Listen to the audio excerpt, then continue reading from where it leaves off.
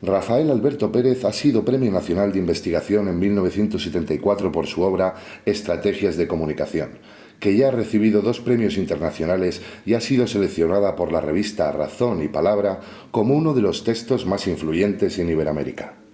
Hablar de la nueva teoría estratégica tiene la complicación añadida de que lo nuevo es con referencia a lo anterior, por lo tanto habría que definirla por sus diferencias, por sus elementos diferenciales. Estamos hablando en el entorno de una disciplina que se llama estrategia, que tiene textos escritos desde hace 2500 años, pero cuando hoy hablamos de estrategia pensamos mucho ya en un contexto de business school, de management, de negocios, de dirección de empresas, por situarnos hoy día el campo que más. Pero este es un tercer, con todo es un tercer paradigma. Por en medio estuvo el matemático de la teoría de los juegos y desde el inicio el militar. La nueva teoría estratégica surge publicada en 2001 como consecuencia de una crisis anterior que sufre un grupo corto, yo diría, de teóricos, en general sajones. Realmente la crisis fructifica en 1994, donde se publican 3 trabajos muy críticos sobre la teoría estratégica que se estaba impartiendo en aquellos momentos, y de ellos hubo uno en que se cuestiona el propio paradigma económico desde que los hombres del management observaban la estrategia. Es un trabajo de Prahalad, que ya falleció, y Gary Hamel, que sigue siendo considerado una de las figuras líderes de la estrategia. Aquel cuestionamiento del paradigma era bastante fuerte porque era una enmienda a la totalidad.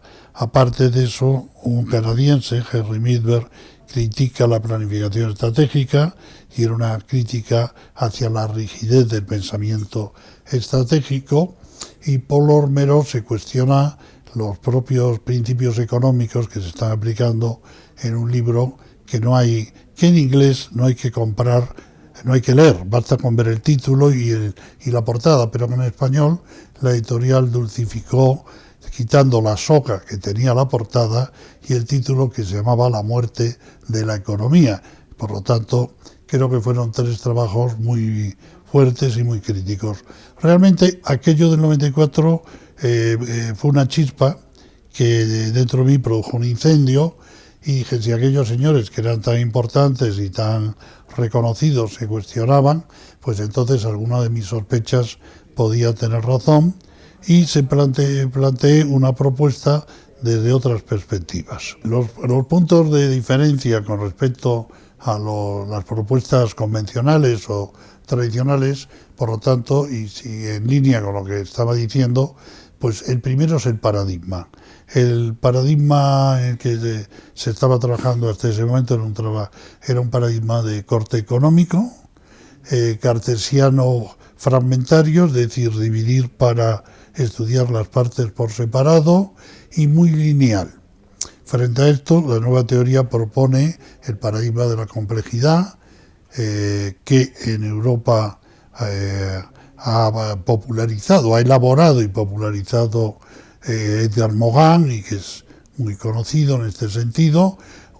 También un paradigma de la física basado más en la física del caos y por tanto en la no linealidad, y una propuesta que viene más de la sociología de Bauerman, que era lo fluido y lo líquido. Por lo tanto, frente a un estatismo, una visión meramente económica y una visión lineal, nos apoyamos en los nuevos paradigmas de la ciencia.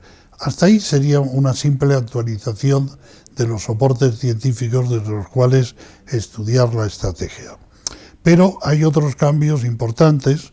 Uno de ellos es que la estrategia hasta ese momento era vista como la ciencia del conflicto, parte en entornos bélicos, pero esto no cambió. La competencia era vista también como una confrontación, y a veces dura, entre las partes más que como una negociación. Frente a esta visión conflictiva, la nueva teoría es una disciplina para la articulación social. Creemos que los seres humanos pretendemos y nos conviene más dialogar y articularnos entre nosotros para alcanzar nuestras metas que confrontarnos entre nosotros. Y entonces también cambia el sujeto. El sujeto eran actores racionales. Si miramos los sujetos de los libros del management, no se separa mucho de los psicópatas de algunas películas, y hay algún libro en este sentido que equipara el actor racional, y ahí todos recordamos a un Bardem inexpresivo ganando un Oscar precisamente por ser racional pero sin sentimientos, sin empatía y sin emociones. Las emociones no estaban en el management, se incorporaron después gracias a los esfuerzos de un portugués, de Antonio Damasio, aunque se atribuyen más a un periodista que lo popularizó. Por tanto, seguimos cambiando elementos, paradigmas, sujetos, enfoque aproximativo. ¿Y cuál es el nuevo sujeto? El ser humano relacional, el que se despliega en la relación con los demás, más el fenómeno que el genoma, para entendernos. Por lo tanto, dotado también de intuición. Es curioso observar que de los 10 modelos que existen al uso de cómo hay que hacer una estrategia del management, que ha popularizado el management, la intuición ha desaparecido. Prácticamente están dominados por esquemas racionales donde tampoco aparece la emoción, se aparece muy poco. Por tanto, todo esto va justificando lo de nueva. Y un aspecto importante en este enfoque es que se refunda la disciplina, realmente no se retoca, se refunda desde una matriz comunicacional, porque en la comunicación los seres humanos no relacionamos. Es transdisciplinar, como corresponde al paradigma de la complejidad, pero toda esa transdisciplinaridad se vuelca en una matriz relacional, porque no solo los seres humanos, las organizaciones son conjuntos de personas que tienen que ofrecer a otras personas servicios, productos, determinados bienes sociales, y si no se articula con ellos, si no se entiende lo que están presentando o ofertando, pues quedarían fuera del juego también. El que haya nuevas teorías, estamos hablando de una nueva teoría, no es importante. Lo importante es realmente en qué medida esto nos afecta, ya sea como profesionales, ya sea como particulares. Y en este sentido, la pregunta del millón, ¿para qué nos sirve todo esto? ¿Es un esfuerzo, es humo en el aire flotando o tiene aplicabilidad? En mi opinión, tiene mucha aplicabilidad, pero tal vez primero habría que recordar que cuando hablamos de estrategia estamos hablando de elegir una ruta u otra hacia nuestro futuro. Y hay muchas empresas que eligen la ruta equivocada o no entienden bien el futuro y piensan que es una mera proyección del pasado. No se imaginan nuevos futuros. Si miramos las empresas que han triunfado, tenemos todo el mundo de la informática, tenemos el mundo de Windows, de Google, son personas que se han imaginado futuros que no eran mera proyección del pasado que habíamos vivido. Metieron elementos, emergencias, elementos muy propios de la teoría de la complejidad. Y entonces, después que se lo imaginaron, trazaron rutas. ¿Cómo podemos hacer esto de forma más útil?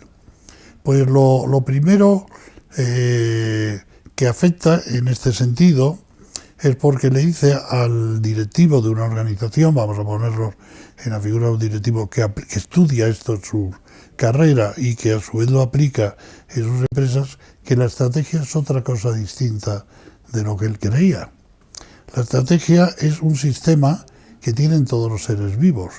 La estrategia es, como pueda ser, el sistema inmunológico, que nos protege de las relaciones externas que nos invadan.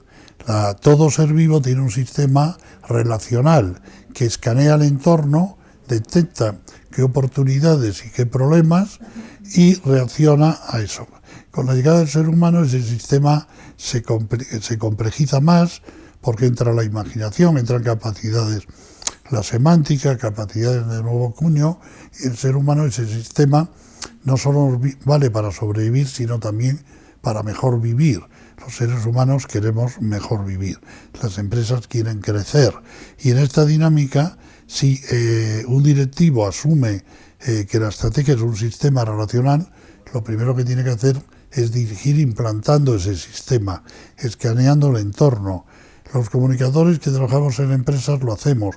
Por la mañana nos levantamos y miramos qué noticias han salido de nuestra organización el día anterior, si me necesitan o merecen una puntualización o no la merecen, o una ampliación, y reaccionamos a eso. Pues eso es lo que hay que hacer, establecer un sistema estratégico relacional en la organización, ir pilotándolo como conducimos un coche. Entonces eso es mucho más fácil que todo este constructo estratégico que está proponiéndose a los directores de las organizaciones, y es mucho más sensible a los cambios del entorno. Tiene claras ventajas en ese sentido. También modifica el comportamiento de los comunicadores, porque los comunicadores pasamos a jugar un papel más importante, porque somos las personas que tenemos que montar el sistema y empezar esa dinámica de captación. Pensamos que comunicar es hablar, pero comunicar sobre todo es escuchar. Tenemos que ser sensibles a esas modulaciones del entorno y, por lo tanto, nuestro papel no es instrumental, sino que el director de comunicación de una organización debe estar en la mesa de dirección y no le deben dar una estrategia y decirle ahora difúndela, sino que él debe ser copartícipe de esa estrategia. Yo soy consultor estratégico y muchas veces me dicen, ¿tú eres consultor estratégico en comunicación? Y yo digo, no, yo soy consultor estratégico desde la comunicación. Es la comunicación la que me permite esa visión de escucha, la que me permite aconsejar la estrategia de la organización. Esos son tal vez algunos de los cambios más significativos. Respecto a lo personal, mi primer consejo es que la gente no intente ser excesivamente estratégica, porque nos molesta ese amigo que es muy suyo, que es muy calculador, pero aunque no lo que intentemos ser, lo vamos a ser. No conozco a ninguna chica que un viernes a las 9 de la noche no se esté mirando delante del espejo. Yo y los chicos igual. Por lo tanto, ¿y cómo nos vestimos? Nos vestimos en función del barrio, del lugar, de la fiesta, del entorno al que vamos a ir. Es decir, tampoco conozco a nadie que le vaya a pedir dinero a su padre, ninguno de mis alumnos, y le diga, papá, he suspendido todas las asignaturas, ¿me prestas tantos miles de euros o tantos cientos? Más bien le pide el dinero primero y ya en la puerta cuando se va le dice, por cierto, este año no hubo suerte. Es decir, actuamos estratégicamente. El dress to kill, que dicen los sajones, lo hacemos todos en la vida cotidianamente. Lo que no hay es abusar de eso.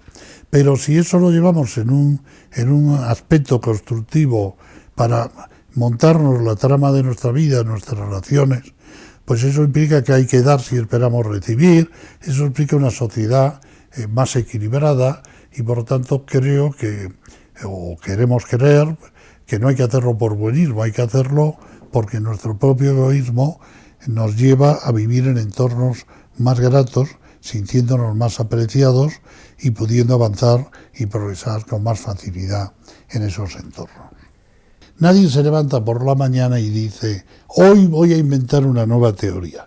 Las cosas surgen en contextos, como hemos venido hablando, y también caen en contextos, caen en entornos, y puede caer bien o no caer. A veces cosas que tenían un cierto valor no se reconocieron en su tiempo, y esas teorías se reconocieron después, o nunca, o sencillamente la teoría estaba equivocada. Uno no plantea estas cosas pensando mucho en los demás, tal vez es una necesidad de vaciado que tiene uno mismo de las sospechas, de las dudas, pero debo reconocer que yo soy en ese sentido un hombre afortunado, porque realmente en este momento, a estas alturas, he tenido la oportunidad ya de presentarla en más de 140 universidades de 14 países. Pensadores, yo diría, muy importantes, como Edgar Morin, ha presidido algunos eventos nuestros. El antropólogo cultural Constantin von Barloeven, sería un caso también, o Jesús Galindo, Octavio Islas en México, tantos otros. Se han creado dos movimientos, uno de expertos, Foro Iberoamericano sobre Estrategias de Comunicación, que justamente el día 16 de noviembre de ahora, dentro de unos días, celebra el encuentro internacional número 12 en Bogotá, en la Universidad Sergio Arboleda, pero también hay otro movimiento de investigadores que es el CINTE, que se llama Cátedra Itinerante de la Nueva Teoría Estratégica. En conjunto son una serie de autores que podían haber recibido con dudas o sencillamente ignorado la nueva teoría, pero con gran generosidad la están apoyando y yo diría que promoviendo en sus entornos científicos o académicos. El caso de Tendencias 21 ofreciéndome un blog, pues es un ejemplo de esta generosidad también.